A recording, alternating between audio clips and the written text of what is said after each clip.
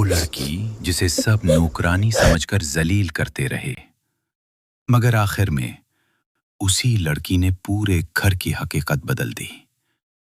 چھوٹی سی خادمہ لنگ لنگ جب بھی سبزی بیچ کر گھر واپس آتی، اگر 1 پاؤنڈ گوشت بھی کم نکلتا تو وہ کئی کلومیٹر دوڑ کر اسے واپس لاتی۔ مالک، یہ گوشت 1 پاؤنڈ کم ہے، دوبارہ تول دیں، ورنہ میری خالہ مجھے چور سمجھیں گی۔ اس کی معصوم منتوں پر دکاندار بھی مجبور ہو جاتے، لیکن سچ یہ تھا کہ لنگ لنگ کبھی غلط نہیں ہوتی تھی۔ پھر بھی اس کے مالک اسے شک کی نظر سے دیکھتے تھے۔ ان کے ساتھ اس کی روزانہ کی زندگی ٹیکس آفس سے بھی زیادہ سخت تھی۔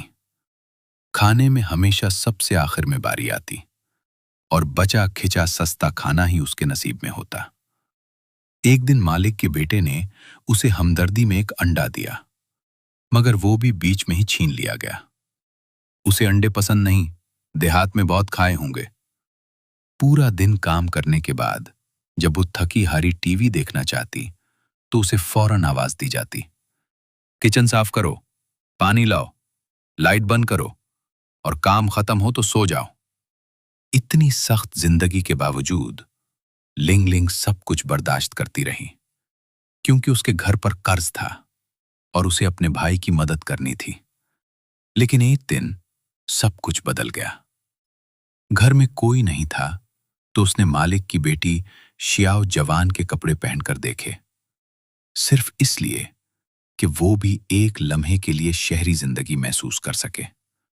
مگر بدقسمتی سے وہ پکڑی گئی۔ جلدی اتارو، تم سے دھوئیں کی بو آتی ہے، دیہاتی لڑکی کو سادہ ہی رہنا چاہیے۔ چند دن بعد اس پر چوری کا الزام لگا دیا گیا۔ یہ سویٹر اسی نے چوری کیا ہے۔ یہ سن کر لنگ لنگ کا دل ٹوٹ گیا، لیکن اپنی بے گناہی ثابت کرنے کے لیے وہ آدھی تنخواہ خرچ کر کے وہی سویٹر خرید لائی۔ ادھر اصل سویٹر گھر میں ہی مل گیا، مگر کسی نے اس سے معافی نہ مانگی۔ اسی رات لنگ لنگ چپ چاپ روتی رہی اور اگلے دن گھر چھوڑنے کا فیصلہ کر لیا، مگر جاتے جاتے اس نے مالک کی بیٹی کی جان بچا لی، جسے شدید بیماری لاحق ہو گئی تھی۔ اس کے بعد وہ ایک نئی جگہ کام کرنے لگی۔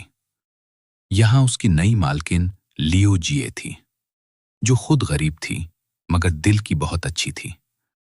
وہ لنگ لنگ کو اپنی بہن کی طرح رکھتی۔ یہاں پہلی بار اسے گھر جیسی محبت ملی، مگر قسمت کو کچھ اور ہی منظور تھا۔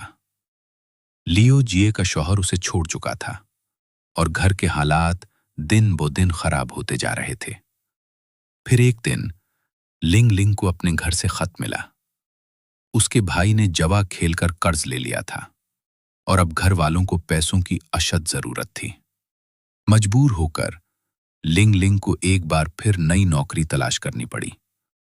اس بار اسے ایک اچھا گھر ملا، جہاں ایک بزرگ خاتون چو نانی رہتی تھی۔ وہ ایک مشہور خطاط تھیں اور انہوں نے لنگ لنگ کو لکھنا بھی سکھانا شروع کیا۔ یہاں زندگی پرسکون تھی، دوستی، عزت اور محبت سے بھری ہوئی۔